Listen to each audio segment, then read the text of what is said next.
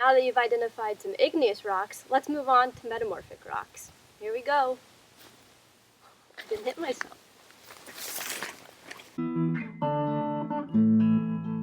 Geology.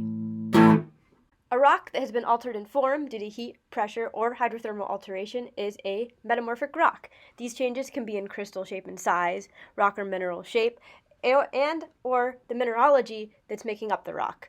It's important to know that these rocks promise you they have been changed, but they have not been melted. Metamorphic temperatures and pressures are not high enough to melt the rocks, because if they melt, they would have become igneous rocks. You're going to really want to pay attention to this lecture about metamorphic rocks, because not only are they sick, nasty, awesome, but they also make some really, really nice puns. For the example, the two basic things you need to know to identify a metamorphic rock are the texture type and the minerals present. So the tools we need are simple. We're going to need to whip out our handy dandy cool kid hand lens. Yep, I'm a nerd. And some HCl might be a little helpful too. So here's our example sample, and we're going to start out with broad categories of texture. Is it foliated or is it non-foliated? So what is foliation? So foliation refers to the layering and parallel alignment of crystals. Foliation is going to form perpendicular to pressure. So this top rock up here is going to be a foliated metamorphic rock. And you can see the foliation in the parallel alignment here in these wavy looking crystal alignments.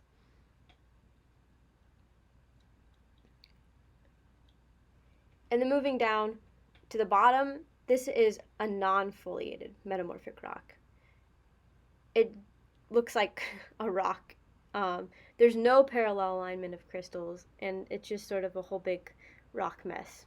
In the example, this right here is the foliation, so we know that we in fact are in the foliated section of our ID chart. So swimming along, next we're going to move into some more definitive textural features. Next is going to be grain sized. So do we have fine grained or no visible grains in our rock, or do we have medium to coarse grains in our rock? So for our example sample, I'm going to trick play y'all, and actually there's a few more examples of the same kind of rock, and in these you can really see the big crystals. Those are starlights in that one, and those are garnets right there actually. So this is actually medium to coarse grained. Woo. So diving in even deeper, we've narrowed it down to two options. Gneiss banding, yes, that word is nice, or schistosity. So what is gneiss banding? Gneiss banding happens in a rock called gneiss, where the minerals are segregated into alternating light and dark layers. These alternating mineral layers are going to give you a nice banded texture. Hinty poo, that's nice. And our sample here clearly does not have gneiss banding, but it does have something else, and that is schistosity. That's a fun word to say, and you're probably asking yourself what the schist is, schistosity or whatever. And that's a foliation formed by the alignment of visible crystals or rocks, and it's going to break along these scaly foliation surfaces. And ours does do that. It does break. So yeah, that schistosity is pretty distinctive, and now that we have that, we really have kind of figured out what rock we have. But let's verify it with these other properties in step 2.